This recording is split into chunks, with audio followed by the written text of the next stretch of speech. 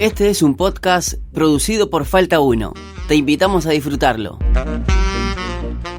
Perfecto, excelente entonces, y le damos la bienvenida a la profe Marcela Guerrero con nosotros también. ¿Cómo anda, profe? Muy bien, buenas tardes. Buenas tardes, ¿cómo le va? ¿Se mojó? No.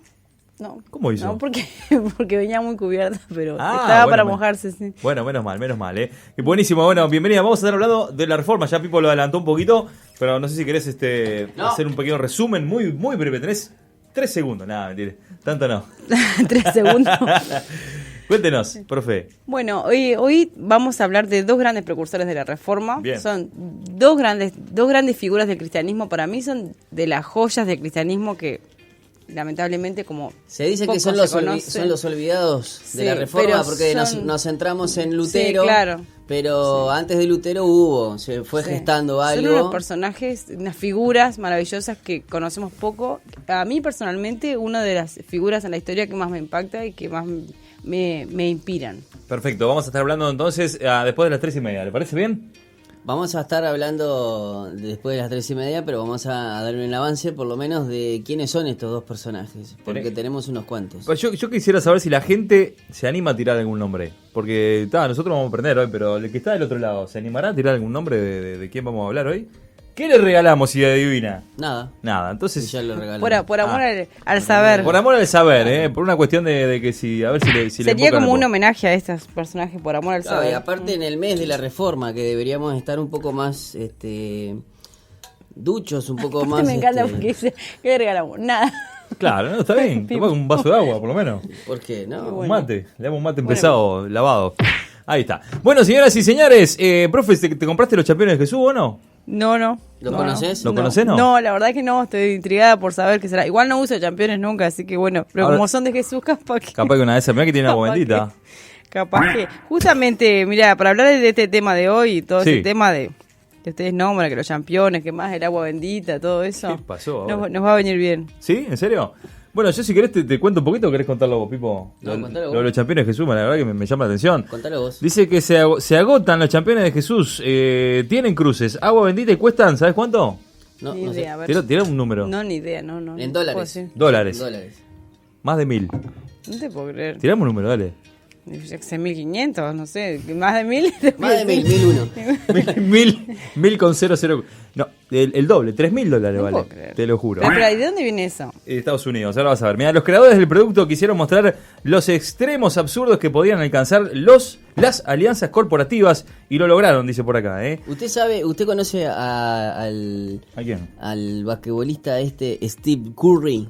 Sí, me suena, sí, lo ubica, tengo. Stephen, ¿no? Stephen o Steve, yo Lo creo tengo. que es lo de mí. Bueno, espera, Stephen Curry es no sé si es el ala pivot o es el pivot de Golden State Warriors. Ajá. Que se ha convertido en los... Creo que es base. Es base, bueno. ¿Es el que aparece en la propaganda? Claro, no, pero es este... ¿Este muchacho que está acá? No es ese. No, pero digo que se ha convertido el Golden State Warriors, se ha convertido en los Chicago Bulls de los 90. Claro, Es uno de los que vende más camisetas. Claro, es uno de los que se vende más camisetas, pero él, viste que como pasaba con Kaká, el jugador brasileño, ponía unas frases en las lengüetas de los campeones de fútbol, ponía, bueno, por ejemplo, Cavani en fútbol, por claro, Cavani que dice Dios es fiel, y algunos CR7, Messi pone el nombre de Messi, Suárez también tiene L9. El hecho es que Stephen Curry quiso poner, y se le acercaron varias empresas, Nike, Adidas, todo. Sí. Y él le decía, todo bien, ponémelo en lo que vos quieras, pero déjame poner esta frase. Y ninguna le quiso poner Dios es fiel. Él quiso poner Dios es fiel y ninguno lo dejó. Y agarró y dijo, bueno, buenísimo, si no me lo... Bueno, pero te ofrecemos una torta de guita. No, la única condición es esa. Quiero poner Dios es fiel. No, buenísimo. ¿Sabés quién? Una marca ya que viene re lejos, como cuarta en el mercado, le dijo, mirá que yo no tengo ningún problema si vos querés poner... Bueno, gracias a eso, esa marca que es totalmente desconocida, ¡pa! Number one. Arriba de Nike, arriba de Adidas, o sea, se le vino en ventas, que se le acercó, obviamente, estamos hablando de que tampoco es que, pero para el mercado, Claro. aquellos que son fanáticos, yo no Claro. sé de qué ciudad es Golden State Warrior, no sé de qué ciudad es, Golden pero de State. esa ciudad, yo no sé si es California o algo, Sí, no sé, por ahí me pero parece. San Francisco, San ¿no? Francisco puede ser, pero de esa ciudad todos con esa marca, o sea que era una marca de menecucho, ¿me Claro, entendés? claro. Y claro, la gente de Nike diciendo, pero nosotros ponemos las condiciones, pero bueno, ¿Sabes qué? este hombre, La rompió. este cristiano, Ujú. confeso, porque aparte ha dado muchas entrevistas y habla de la fe, de la perseverancia. Bueno, le dio un golpe al mercado San Francisco, California. de San Francisco, California. Bueno, estamos hablando de que San Francisco es una de las ciudades más pobladas de Estados Unidos, lo cual pensó Nike y Adidas que bueno, si ellos ponían las condiciones porque eran los que venían acá en marca, ninguna de las que vienen de atrás en el mercado iba a llegar. El tema que bueno, se hizo masivo y esa cuarta marca. ¿Te acordás que venía- la marca? No esa, me acuerdo la marca, por eso te estoy diciendo que lo único que salió en la noticia es que, como algo, dato curioso, es que este deportista, hizo tendencia en la moda por esos campeones de una marca desconocida, porque la curiosidad era que las grandes marcas no querían ponerle eso y él se puso firme, dijo, bueno, si no me dejas, Claro. pagame la plata que quieras, pero si vos no me dejás poner eso, yo no te dejo. No tiene nada que ver con lo que estamos hablando ahora, ¿no? No, pero hablo en el sentido de que justamente dejó cuando estábamos hablando de lo absurdo. Claro. Porque hay muchas personas que te dicen que el mercado tiene que regular todo y este tipo de cosas y el Sí, o mercado... el monopolio de las grandes marcas, ¿no? Nadie dice porque no hay una personalidad, o sea, no,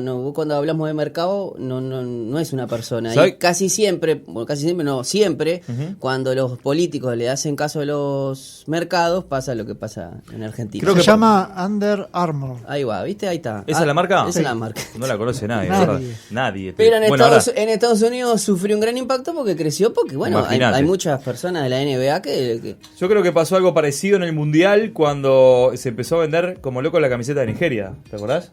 no me acuerdo. Sí, la camiseta de Nigeria explotó porque fue una de las mejores. O sea, nadie se iba a Es imaginar. Nike, ¿no? Es Nike, sí, Nike.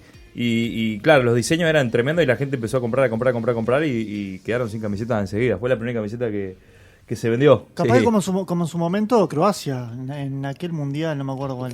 Mundial 98. Es en el 98. Claro, bueno, pasó Bueno, algo similar. ahora tengo la camiseta original de Croacia, la de Luka Modric, y tengo el gorrito. Mirá vos, ¿te gusta? ¿Sos descendiente de croata? No, pero una vez me pasó que como nadie, o sea, me gusta coleccionar remeras de fútbol y en particular me gusta de esos tipos de países. Ujú.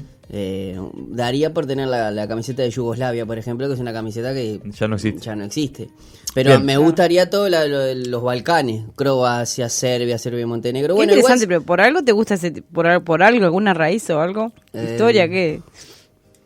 no Algo sé. ahí Por debe la haber. barba. Habría que No. buscar, hay que investigar. Dicen, La barba tiene que dicen ver. que por las guerras civiles nosotros nos parecemos muchos a los Balcanes. Usted sabe quiénes son los Balcanes, ¿no? Sí, eso que tiran humo por la... No, porque aparte, ese otro. no, porque los Balcanes están Pero sacando, por algo- sacando bueno, poniendo lo histórico, hoy Sí, que estamos sí. hablando, los Balcanes o la guerra de los Balcanes sucede entre dos grandes imperios, como es el romano y el de Grecia, ¿no? Entonces, los uruguayos en particular estamos dentro de dos imperios como el argentino y el brasileño y uno tiende porque estamos hablando de Claro, que Croacia sí, son sí, 4 sí. millones de habitantes, no Claro. es mucho, no son muchos, Claro. y es parte de una Yugoslavia entera, es como que Brasil, Argentina y Uruguay se unieran, por ejemplo. Algo así. Bueno, ¿querés que te cuente los campeones Jesús o no? No, a mí no me interesan los ¿No? Champions Jesús, Entonces pero nos bueno. vamos a otra No, cosa. dale, Vamos a la decime, pausa. Ah, bueno, dice la compañía estadounidense de diseño de productos presentó esta semana los Campeones de Jesús, una versión cristianizada de las zapatillas Nike Air Max. A diferencia de las originales, estas cuentan, mejor dicho, con agua bendita dentro de las suelas. Ah, Yo no te bueno. puedo creer. Escuchá. Plantillas con olor a incienso y crucifijos entrelazados con los cordones, dice acá. Daniel Glenberg, director comercial de la empresa, asegura que el agua proviene del río Jordán. Sí, mentime que me gusta. Y fue bendecida por un verdadero sacerdote. A mí esto no te Un parece... vasito de agua. No seas malo, no te cómprese pa- Champions de Jesús. pará, ¿no te parece... Y ya lo vi esto. Pero ¿No te reforma. parece Ya lo vi. curioso que es el mismo speech? ¿Vos será que viene de con un jabón de... no, claro. Viene con una sal... Un pedacito De esos de la que te cruz. dicen, venga por aquí a Camine pasar por por el esta, camino de sal. Camine por el camino. O te vende el aceite, ¿no? Y el aceite es óptimo, ¿no? Te es aceite de mar muerto, ¿eh? No, y la arena era de ¿cómo es? De acá, la Ramírez, sí, Playa la Ramírez. Ahí está. Dice Yo que... lo escuché en otro lado, me parece ese argumento. Escuchá. El diseñador afirmó que el propósito del modelo consiste en trolear las colaboraciones, perdón, no conozco esa palabra, si trolear es como la puede googlear. El troll, los trolls. Bien, los trolls. Sí, las colaboraciones entre diferentes campañas mostrando hasta qué absurdos pueden llegar. Dice, pensábamos en la colaboración entre Arizona Ice Tea y Adidas, que vendían zapatos que promocionaban una compañía de bebidas. Bien, para el puro todo es puro. Que vende té, helado, cállese la boca. Por eso quisimos hacer una declaración sobre cuán absurda se ha vuelto la cultura de colaboración. Dice, me gusta cuando se ponen así. Bien, nos preguntamos cómo sería una colaboración con Jesucristo. Como judío, lo único que sabía era que caminaba sobre el agua, agregó. La primera partida de calzado bendito, escuchá bien, la primera partida de calzado bendito se vendía a $3.000 el par y se agotó en pocas horas. Mirá. Ahora la empresa promete organizar la venta a las 11 cada segundo y cuarto jueves de cada mes. A las 11 debe ser 11 de la mañana. A las 11 de la mañana. Claro. Hora de meridiano de Greenwich. Ahí está. Y cuarto jueves... sí, está bien. Y cuarto jueves de cada mes. Así que estate atento si querés comprarte el Champion de Jesús. Yo tengo otros más baratos que puedo hacer una rebaja, cara. O más baratillos. Que también son de Jesús. No, son de Judas. Los Champions de Judas. Ay, por favor. Puede ser que te pueden traicionar, ten cuidado. Bueno, ahora sí, ¿qué le parece si después tengo una gana de comprarme el Champion de Jesús? Yo no puedo creer que esto, siglo XXI, es como el mismo escenario pre-reforma.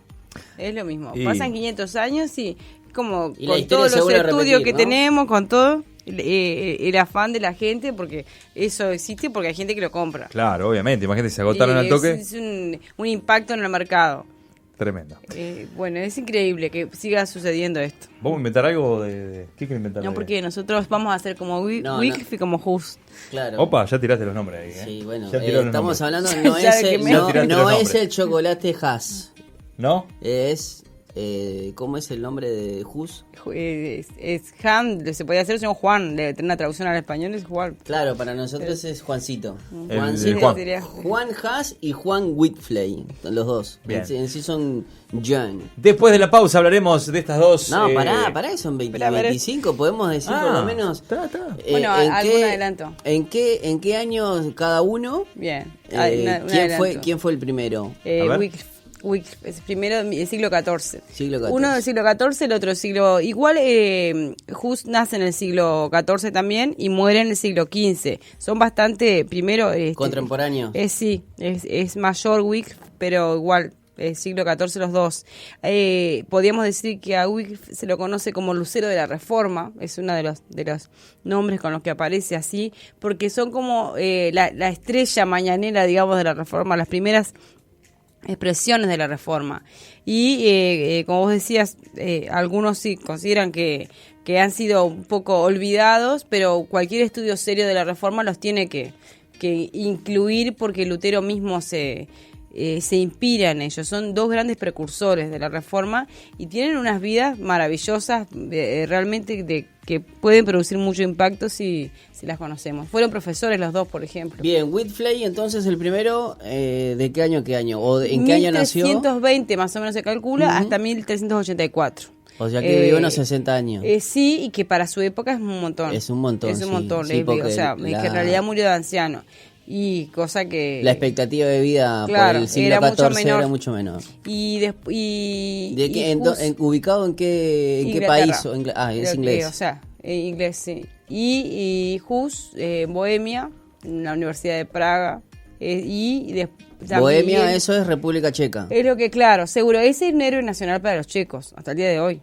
Mirá, o sea, después vamos a ver que se vincula con lo político. Siempre estos precursores de la Reforma, así como Lutero, se vuelven héroes nacionales en sus lugares de origen. Nosotros como nos interesa desde la historia de la Iglesia, pero para ellos, política, también fueron figuras que marcaron lo político también. Cosa que nosotros no le vemos ese lado, porque a nosotros nos interesa desde el lado de qué aportaron a la historia de la Iglesia. Claro. Pero, por ejemplo, un personaje histórico puede ser tomado en distintas momentos de la historia, por ejemplo, en la Segunda Guerra Mundial, en Alemania, Martín Lutero era considerado también un héroe, y en Alemania es un héroe nacional, cosa que nosotros, esa parte no decimos cómo Martín Lutero, para nosotros, lo que significa y cómo va a ser tomado en el nazismo. Bueno, o sea, depende cómo se lo interprete y cómo se lo tome. Pero, por ejemplo, Hus también tuvo sus seguidores y el impacto es político también. Tenemos que ver que incluso una vez, quizás en vida tuvo su impacto, pero cuando murió... Claro. Se sobredimensionó, en el buen sentido de la palabra, en el sentido de que no es que con él murió su doctrina o con él murió lo que decía, sino que hubo sus seguidores hicieron que... Claro, tenemos que ver siempre que los personajes históricos, las figuras históricas, viven en un contexto social y expresan las ideas de su tiempo. Que esas ideas tienen mucho de religioso, mucho, vamos a ver los aportes, realmente las vidas de ellos no pasaron por lo político, porque ellos murieron por la fe y no por lo político, pero cuando dicen ciertas cosas afectan el orden social y político también, entonces puede ser tomado como una bandera para otros que están oprimidos. Lo mismo pasó con la reforma. En realidad Lutero es un monje, no le interesa hacer una reforma política, pero él pertenece a un contexto social, político, económico, que luego va a tomar eso. Y, por ejemplo... Y además, profe, también lo que pasa que a veces nosotros los uruguayos, como ya tenemos, ya venimos con mente secularizada, por decirlo de una manera, en esa época... era la iglesia era el Estado, o sea, y aparte incluso la parte política, recién la Revolución Francesa queda como 400 años después, o sea que eso de las monarquías era depende quizás en cada país, había más o menos monarquías republicanas que era lo que se llamaba, o algunas no tanto, o sea, pero de monarquía parlamentaria en Inglaterra y después ya empezaron a estar los estados modernos. Y después de la revolución. Entonces, pero claro, pero nosotros a veces lo pensamos de que ya con la iglesia separada, y no, o sea, estos personajes sí o sí impactaban en lo político y en lo cultural de la sociedad, porque era un todo, no era cualquiera hablando, no era, déjalo ahí que hable solo. O sea, cualquier movimiento que se hiciera desde adentro de la iglesia afectaba el orden social completo. Entonces era como si alguien protestaba por algo, no afectaba solo la iglesia, no era una disputa interna. Era como que estaba afectando aquello que la sociedad estaba en orden, y a alguien se le ocurría decir que el Papa o que somos todos iguales, no es que afectaba solamente dentro de la iglesia, afectaba el orden social. No, entonces, porque aparte vos imaginate que en esa Europa el que era rey tenía que tener el aval de lo religioso, porque si no por eso es que se buscaban, y por eso a veces... El equilibrio, a veces, y a veces le va a pasar a Lutero, que por qué es que o a Calvino, por qué se refugian en Ginebra, o por qué o en Suiza, porque eran justamente personas, o por ejemplo, cuando pasó con el apoyo de cuando se creó la iglesia anglicana, por el hecho de que no se quería divorciar, el Papa no le daba pero el divorcio, hay otras cosas se separaba de Roma. Por eso digo, en ese momento creo que hay que tratar de pensarlo sin una cabeza secular. O sea, había un país, o sea, no país como formado como ahora, pero sí había un Estado donde era todo. No había esa separación iglesia de Estado. Eso es importante. John Hus, estamos hablando... de lo que vendría a ser Praga, la capital de lo que hoy conocemos como República Checa, anteriormente Checoslovaquia también, hasta el año 90, por ahí. Hay una frase que, para irnos al corte y para que ustedes entiendan lo directo, o cómo le puedo decir, lo estricto, incisivo. No, incisivo, sí, también, pero a ver, otro sinónimo. Impactante. Digo recto, pero íntegro, pero también para no decir que es legalista, pero en el sentido de que no me sale la palabra, radical, radical, ahí va, a eso mismo, me hubieses dicho radical. Miren lo radical en esta frase: ama la verdad, vive la verdad, predica la verdad, defiende la verdad, porque el que no habla la verdad traiciona la verdad. Sí, sí, la verdad bien que... de corte radical, sí. Por eso te digo, para mí... En una frase 6 veces la palabra verdad. Sí. Es de los personajes más impactantes. Una pena que sean, porque hoy en día confrontarlos con la iglesia del siglo XXI sería un ejercicio que deberíamos hacer personalmente cada uno. Fueron personajes, y después al final les voy a decir una reflexión sobre esto, pero vamos a dejarlo para el final. Bueno, muy bien. Hablemos de ellos. Saludamos a Rodrigo Aguirre, que dice: buenas tardes, gente, los escucho hace mucho tiempo. Un abrazo, Rodrigo Aguirre, que está viendo a través de Facebook Live. Excelente. ¿Tenés algún otro mensaje por ahí? No, tengo ahí para chequear porque son audios, pero bien. Vamos a la pausa, la primera de esta tarde. Venimos enseguidita, no te vayas.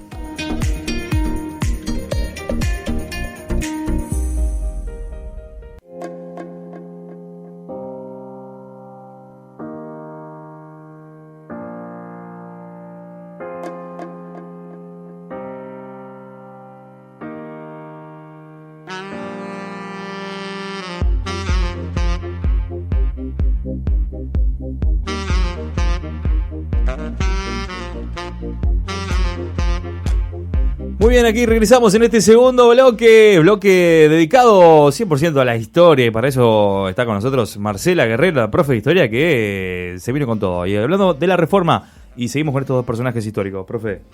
Bueno, muy bien, ya que los hemos presentado, ahora aprender un poquito más de ellos. Bien. El primero, más joven, o el que vivió primero. El que nació primero.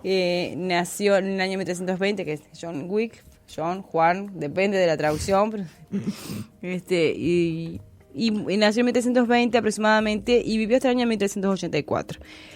Se dedicó, fue profesor, un gran erudito, y estudió en la famosa Universidad de Oxford. No solamente que, ahí estudió, fue profesor, fue decano, ocupó distintos cargos, y se obtuvo premios incluso en la universidad por su labor, por su compromiso. Uh-huh. Pero él se comienza a destacar, porque se hubiera sido como cualquier erudito de su tiempo, porque empezó a predicar en contra del romanismo, o sea, digamos, del poder de Roma, y en contra de las órdenes de los frailes mendicantes. Uno dirá, ¿qué serán los frailes mendicantes? Yo cuando preparaba decía, estoy segura que me va a preguntar qué eran los frailes mendicantes. ¿Quiénes son? Los frailes mendicantes eran una especie de monjes que en la Edad Media estaba llena de monjes por todos lados, era muy común ser monje. Claro. Pero había monasterios donde los monjes vivían y trabajaban allí. Pero había otro tipo de monjes que no vivían dentro de los monasterios, que se dedicaban a ganarse la vida por la calle pidiendo. O sea que mangueaban, digamos. Claro. Práctica. Entonces, al principio, eso fue como una digamos, algo que fue considerado bueno, porque si lo llegamos hasta San Francisco de Asís en el siglo XI y XII, manifestaba una renuncia a los bienes materiales. ¿Tá? Que era como decir, vamos a vivir. Él decía que Jesús había sido pobre, que hay que ser pobre, entonces vivamos por la fe, digamos, de lo que podemos de lo que rescatamos cada día. De lo que rescatamos. Al principio, depende de la vida que llevaran estos monjes, parecía una práctica buena, pero luego se convierten en un peso social. Claro. Porque si todos los días tenés gente que te golpea la puerta, y que hoy para comer no sé cuánto, o sea, se convierten, en la época, ya en esta época, en el siglo XIV, era como un parásito en la sociedad. Era como, los que no hacen nada y piden. Entonces, Wycliffe, con su pluma erudita, escribió en contra, porque era considerado un mal social. Vemos como cada tiempo tiene sus males sociales. Uh-huh. En este momento los monjes, algunos los odiaban, porque uno es pesado y vago. Todavía eran considerados así. Amigo, te limpio el parabrisas, te limpio el... No, lo peor que yo creo que ni eso, no hacían ninguna tarea a cambio. Era, se considera, ellos, y no tenían una vida pura, porque si hacían eso, pero por lo menos oraban, claro, pero no aportaban nada. Exacto. Entonces eran odiados, y toda la gente le tenía como cierto. Y Will escribió contra ellos. También escribió contra el poder de Roma, y bueno, y ahí se empieza a meter en algunos problemas. Porque por más que él era un erudito, los poderes políticos, como decíamos hoy, esto de que el poder político y la iglesia estaban unidas le generaba problemas. Y por más que el Papa no lo quería nada, pero el rey lo defendía. Y en este equilibrio de poderes es que él se ampara. se lo empieza a perseguir y se escribe porque aparte cuando si te perseguía la iglesia, perdé cuidado, que eran 19 cargos en su contra se presentan y él, a pesar de todo eso, logra sobresalir, sale, se escapa, lo castigan, pero logra salir. Pero le prohíben predicar y escribir, las dos cosas que él más le encantaba. Y claro. Él en esta época ya era una eminencia, ya en los últimos fue una eminencia, sí, pero ya y gozaba de popularidad, de gran popularidad, la gente lo quería porque estos dos personajes, los dos, parecía que tenían una forma de llegar a la gente y les explicaban a la gente la escritura y los temas de la iglesia de una manera sencilla, hablaban de la igualdad. Por eso decíamos hoy que en una sociedad muy jerárquica, muy jerarquizada, en el que algunos pocos ocupaban, y de los pocos que ocupaban los lugares importantes, era la iglesia, que dijera que un erudito del calibre de Wycliffe hablara así en contra de la iglesia, estas personas se sentían amparadas, sentían que alguien tomaba los reclamos de ellos. Entonces eran muy queridos, eran popularmente muy conocidos y defendidos. A este problema de no poder escribir ni la prohibición de escribir y predicar, ¿qué hizo Wycliffe? Hizo algo que les molestó más a las autoridades de la iglesia, que es traducir el Antiguo Testamento al inglés. Es la primera traducción que hay. Traducción la hace él. Claro, al inglés sí. Porque vieron que cada traducción, depende del lugar. Estamos hablando de Wycliffe. Con eso hizo llegar el evangelio a muchas más personas. Claro, y luego el Nuevo Testamento. O sea que en lugar de que cada vez que lo oprimían, él seguía. La conocida como Vulgata. No, él traduce de la Vulgata. Ah, de la Vulgata. La Vulgata es la que circula en la Edad Media en latín. Claro, en latín. Claro. Convierte. Y esta traducción tiene muchos errores. Algunos dicen, tiene un montón de errores. Porque es traducida al latín y no de los originales. No traduce de los originales ni de las lenguas originales, pero traduce de la Vulgata directamente. Pero de todas formas, despertó en la población un deseo de conocer las escrituras. Porque alguien les podía leer, porque la inmensa mayoría de la gente era letrada, pero alguien te podía leer la lengua en tu idioma, en tu lengua. Aquí nosotros estamos tan acostumbrados a escuchar la lengua, la única lengua que le hemos escuchado seguramente es el español, que nos cuesta mucho pensar de que nunca haber escuchado en nuestra vida la Biblia o un sermón en español. Nosotros sabemos que vamos a ir a la iglesia y que van a hablar en español. Y el que se ha visto alguna vez sometido es como que nosotros hoy en día escuchemos justamente una predicación en inglés o una predicación en portugués, que más o menos algo puedes entender, pero bueno, si vos no sabés, no identificás, tenés algunas palabras o algo, pero es muy importante esta labor que él hace porque genera eso y despierta, porque la obra de estos hombres es maravillosa, porque ellos no ven nunca en su vida, ellos no ven el fruto de su obra, trabajan para un futuro que no ven, claro. Y hacer eso, tener la capacidad de hacer eso es maravilloso, porque uno siempre quiere hacer algo y verlo, querés trabajar por una causa y verla. Y estos hombres no vieron el fruto, pero dejaron esta semilla. Él falleció de viejo, al final en estos problemas políticos que había, como que lo dejaron medio descuidado ahí, se le fue, y él terminó en su casa, siguió escribiendo y murió de viejo, en su casa tranquilo. Cuando se dieron cuenta las autoridades, porque la influencia de Wycliffe sigue en Hus, y cuando se dan cuenta, cuando condenan a Hus, que podamos saber, lo desentierran, lo queman y esparcen sus cenizas para que sus obras nunca más tengan influencia. Entonces, esas cosas de esa época, ¿no? Porque uno dice, ¿qué sentido puede tener desenterrar a una persona, quemarla, esparcir sus cenizas, para que se olvide? Y fíjense que cuántos años más después seguimos hablando de Wycliffe.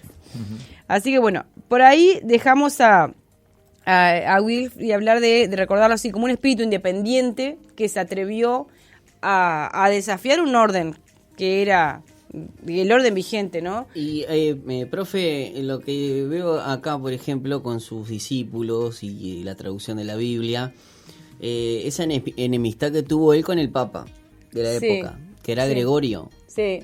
Incluso a cuestionar algo que yo digo que valiente, ¿no? Porque cuestionar lo que era la Eucaristía, sí, que era algo, o sea, que es arraigado hasta el día de hoy, ¿no? Sí. Una enseñanza que no es como que a nosotros nos cuestionen la Santa Cena, por ejemplo.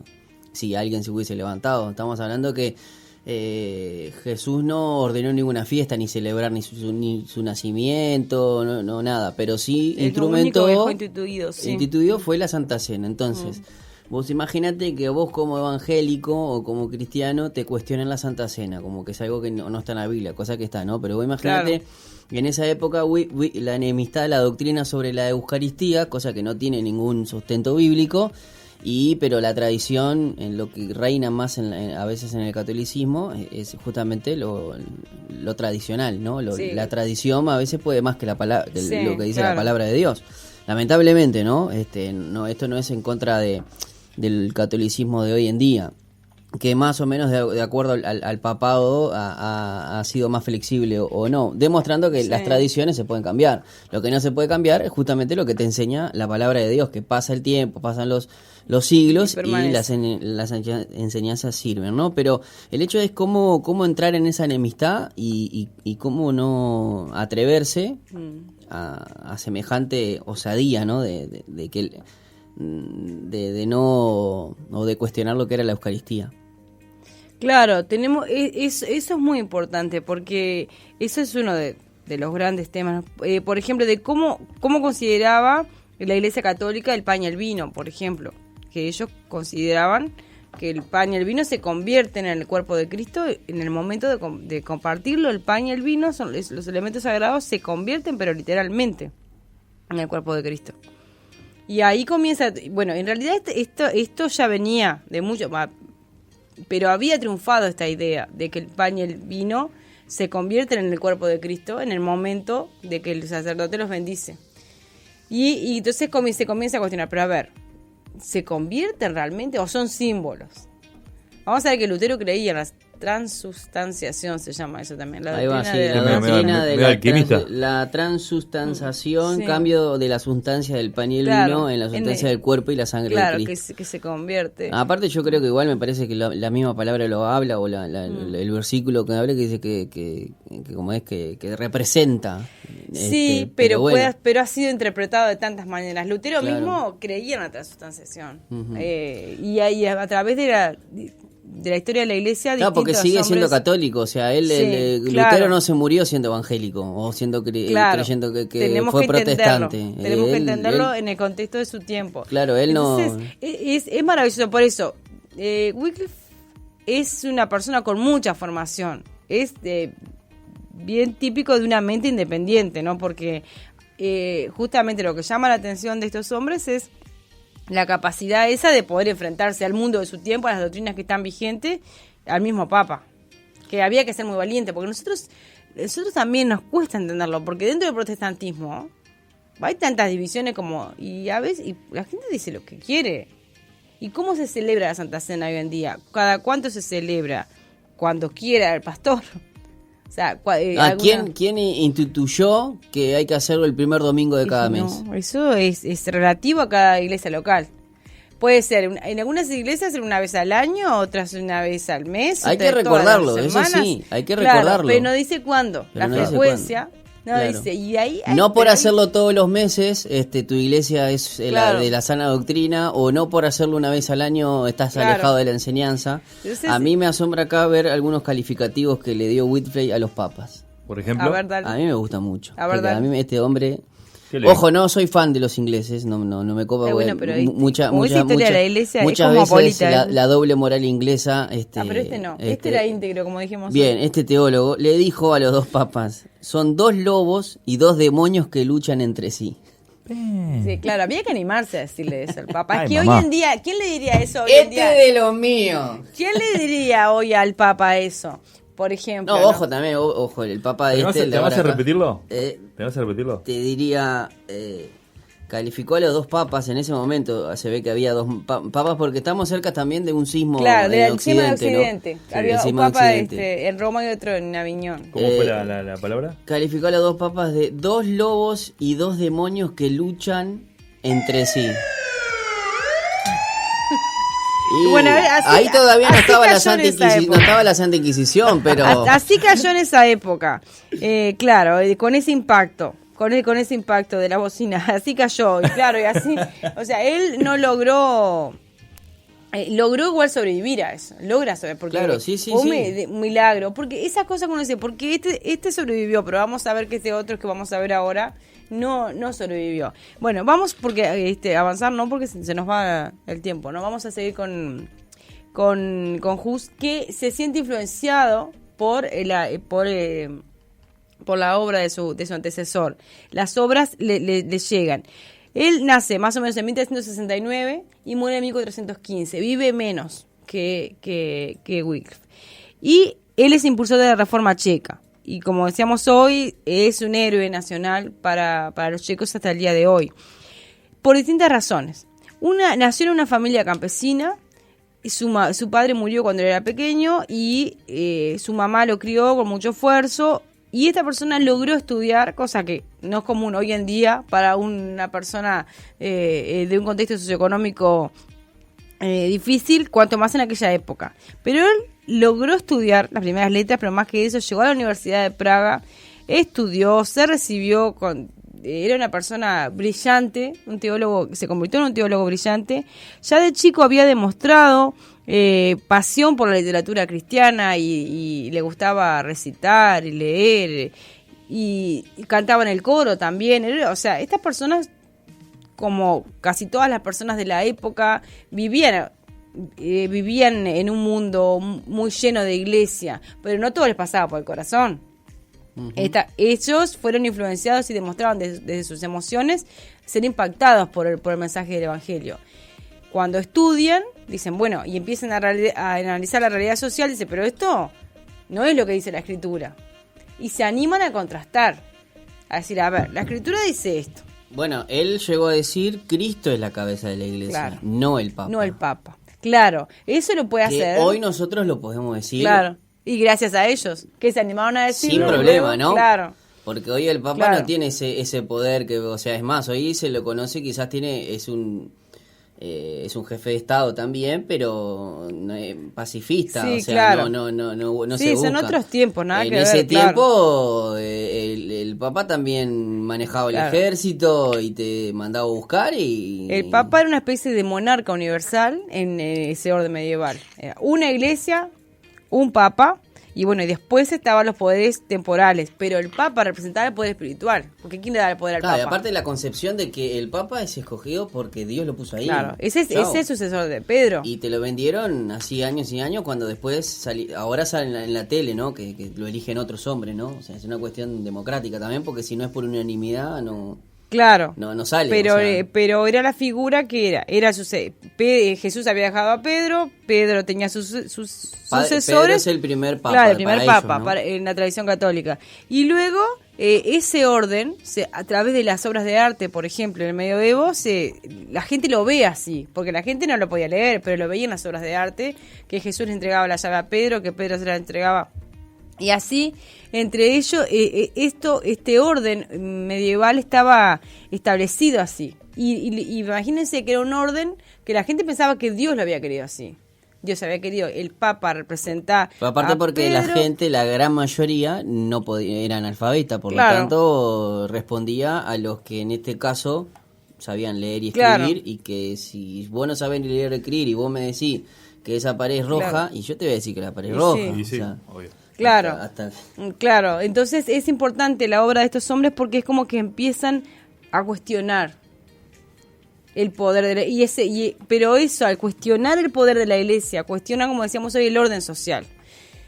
Ellos predican, por ejemplo, la idea de igualdad.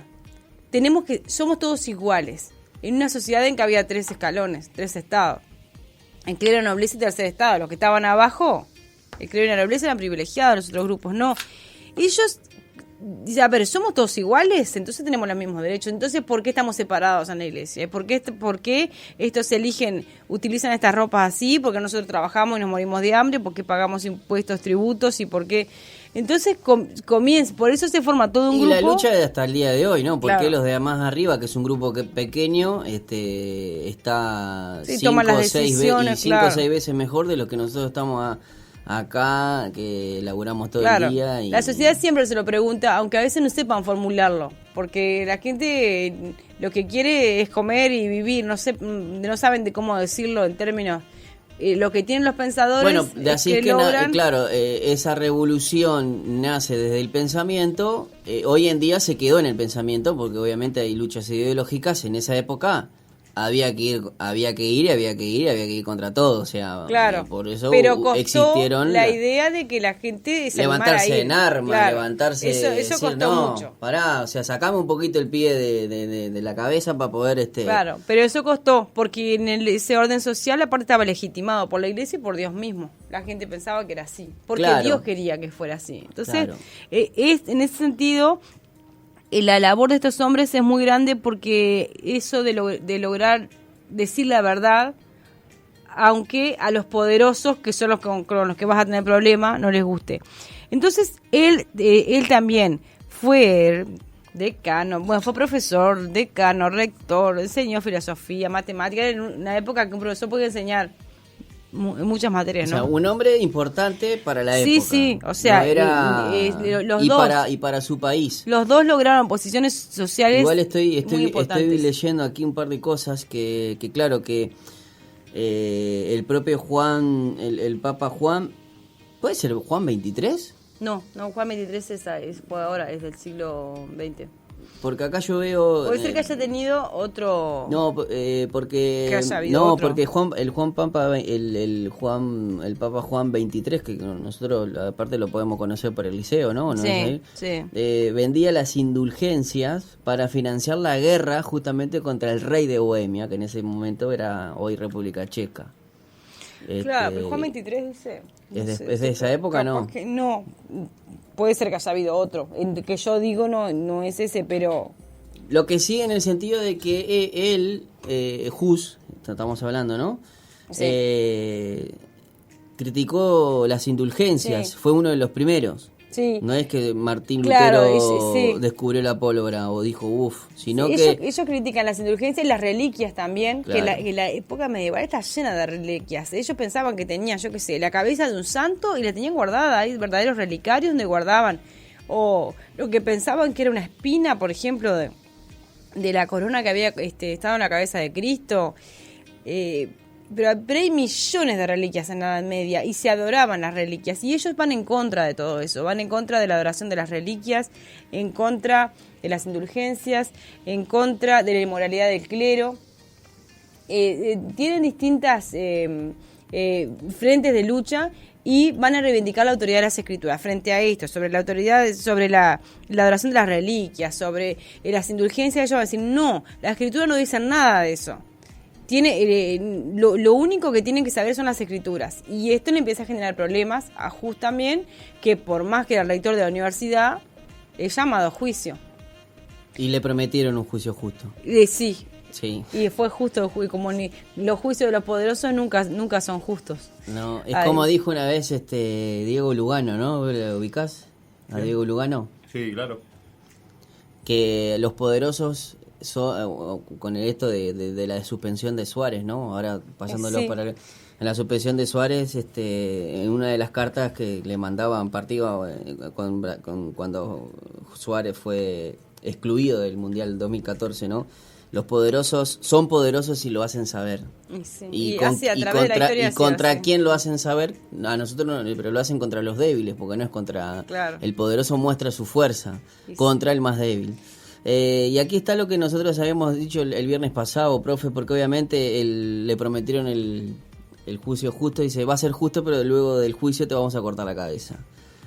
Y una de las cosas que habíamos dicho, que no sé si puede estar dentro de la leyenda o algo así, fue lo que... La profecía de Hus en la hoguera, porque claro, ahí él estuvo preso mucho tiempo antes de terminar en eso, y lo intentan que se retracte, porque siempre la idea era que vos te retractes, porque si vos te retractabas era como que vos decías, lo que dije estaba todo mal, pero si vos morís diciendo lo que dije es verdad, le hacés más mal. Y sí, creás un héroe. Claro, sí, un mártir. Porque si vos decís... y eso fue lo que pasó con Hus, porque él querían que se retracte, porque se sabe que los mártires, que en este caso, si vos las condenás por una causa, terminás siendo un mártir. Haces un mártir. Y fue lo que pasó con Hus. Y eso despierta en los que estaban en duda, porque quizás estás porque aparte era una persona muy querida por la gente, porque tenían esto que eran eruditos y todo, pero eran muy populares. Y como cuestionaban el orden social, los campesinos, mucha gente lo seguía. Y que mataran a un hombre así, ¿cómo veía la gente eso? Un hombre que se había jugado por sus ideales, un hombre que lo que hacía era aparte le predicaba en checo. O sea que todo el mundo lo escuchaba, porque podía predicar en una lengua que... Sí, pero, lo podés estar predicando en latín. Claro, y pero él no, si vos lo predicaba en checo intencionalmente, obviamente, para que la gente del pueblo lo escuchara.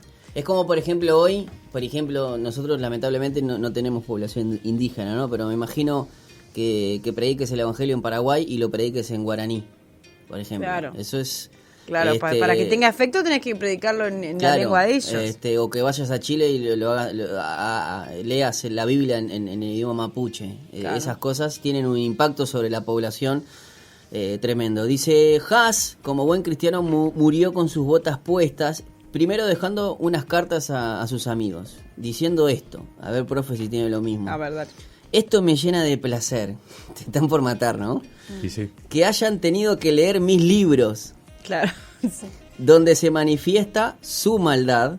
También sé que han leído mis libros con más interés que las sagradas escrituras porque querían encontrar en ellos las falsas doctrinas para acusarlo. Acusarlo.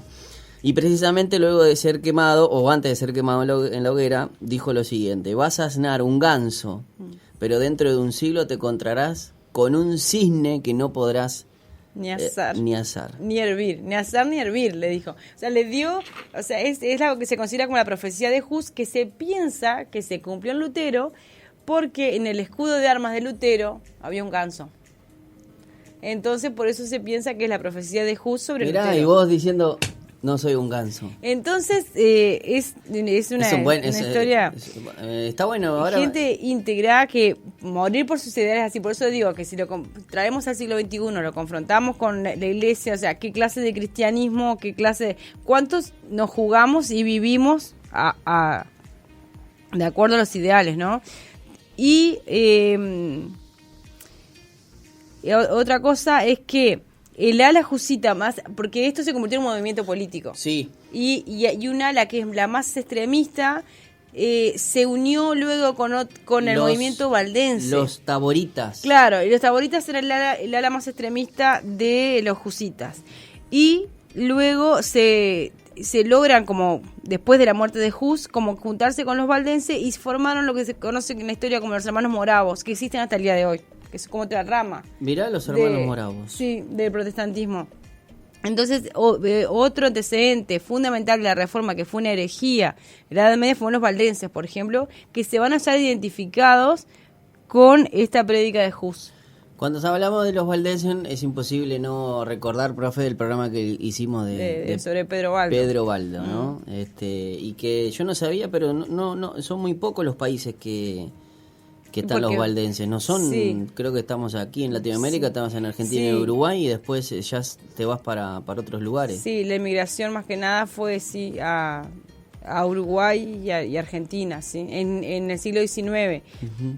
Pero estamos hablando justamente de un grupo herético de la Edad Media. Es el único grupo cristiano que procede de la Edad Media, aparte del catolicismo, ¿no? Que se escinde durante la Edad Media y que existe hasta el día de hoy. Lo hemos llenado de apabullado de ideas a Mario. Yo estoy escuchando nomás. Por día. Estoy aprendiendo. Estoy viendo el monumento a Hus, a Jan Hus. Los chocolates, ¿viste? Que se le dedicó en 1915, en lo que vendría a ser la plaza de la Ciudad Vieja de Praga, con el motivo obviamente de 1915 de su muerte. Claro, ¿no? 500 años de su muerte. 500 años de su muerte, ¿no? Y es increíble cómo siempre me gustaron los checos y no sabía por qué. Ahí tenés, ¿viste? Porque era la camiseta de... Estos autores son maravillosos. Estábamos viendo, hoy estabas hablando de que el movimiento husita tuvo también lo que se llama guerras husitas. Sí, claro, porque ellos se convirtieron en un movimiento político al final. Porque como decíamos, esto derivó en un movimiento político. Para nosotros, para los cristianos, es la herencia, digamos, en cuanto a historia del cristianismo que nos aporta. Pero también políticamente, al cuestionar el orden social, tiene seguidores que van a tomar sus ideas y continuar tratar de ir en contra de la injusticia social.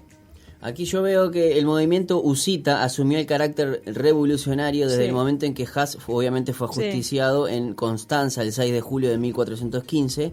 Los caballeros y nobles de Bohemia, que estaban a favor de la reforma de la Iglesia, enviaron al Concilio de Constanza el 2 de septiembre de 1415 una protesta conocida como el Protestatio Bohemorum, condenado, obviamente condenando la ejecución de Huss con las palabras más duras. La actitud del emperador Segismundo, mirá. Ese de los osos Gomi. De los osos Gomi. Fue el enviar, y más o menos esa fecha, fue el enviar a su vez a los osos Gomi. No, mentira. No. A su vez unas cartas a Bohemia declarando que aniquilaría de inmediato a todos los whitflistas y husitas. O sea, pacificador Segismundo, ¿no?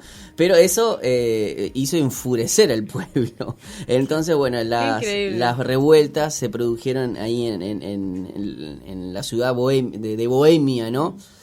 Acuérdense que quizás en esa época no había esa noción de nación o de país, sino que las ciudades eran el nombre de la ciudad vendría a ser lo que vendría después quedarse como país, ¿no? Existen los estados, claro. Los husitas se habían obviamente formado en dos facciones. Poco antes de su muerte, Hus había aceptado la doctrina adoptada durante su ausencia por sus seguidores en Praga, denominada utraquismo, en la que era obligado para sus creyentes el recibir la comunión bajo las dos especies.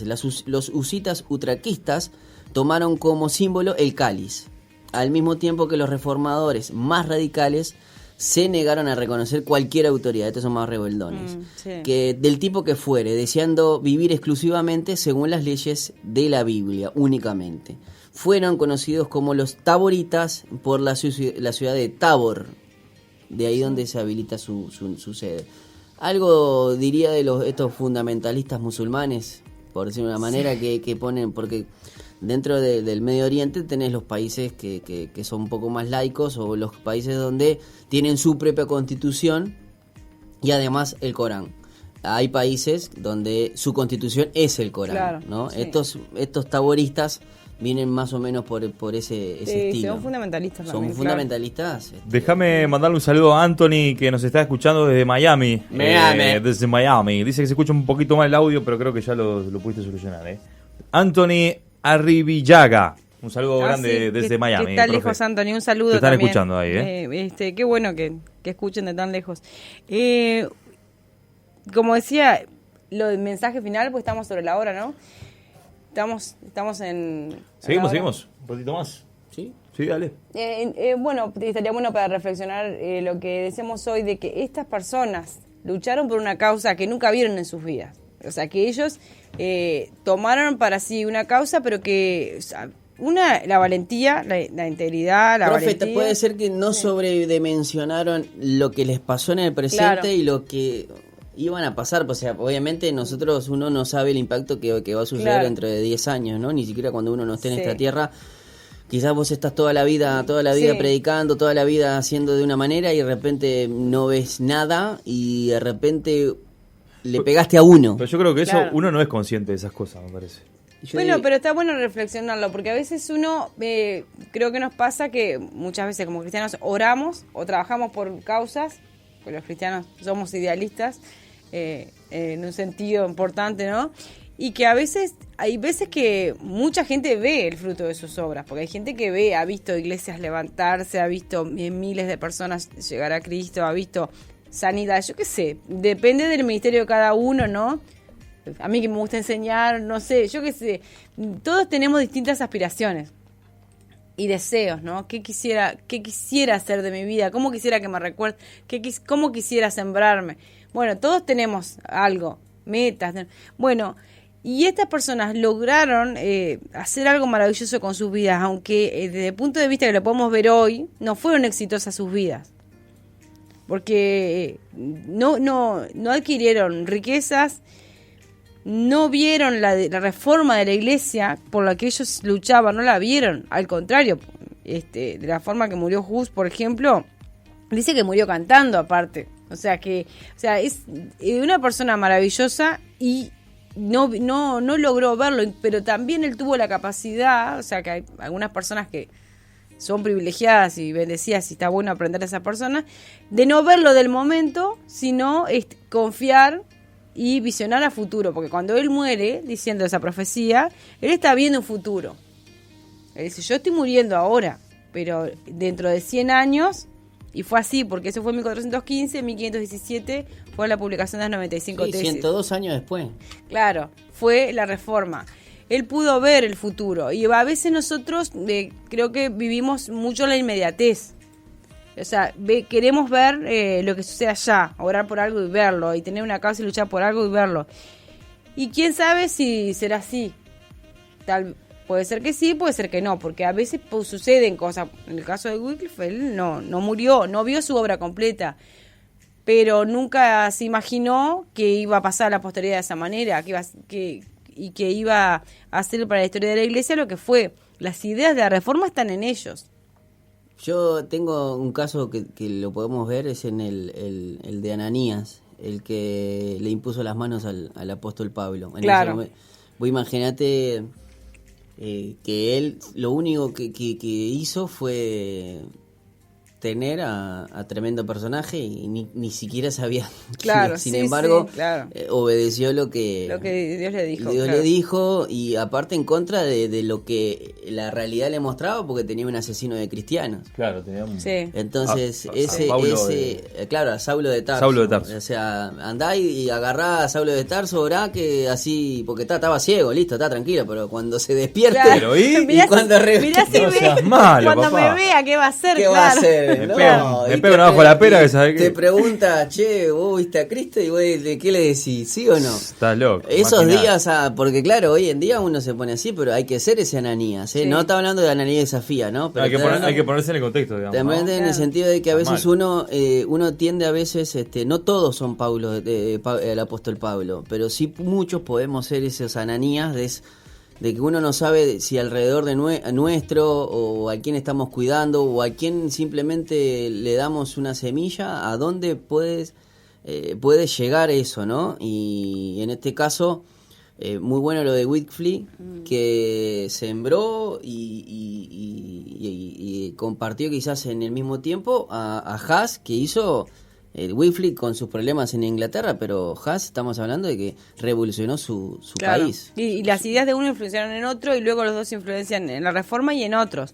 Entonces, uno sabe, quién sabe si de nuestra audiencia qué influencia Y antes puede haber. de irnos a la pausa, profe, les voy a leer unos cuantos mensajes. Dice, hola, siempre los escucho, es muy lindo el programa.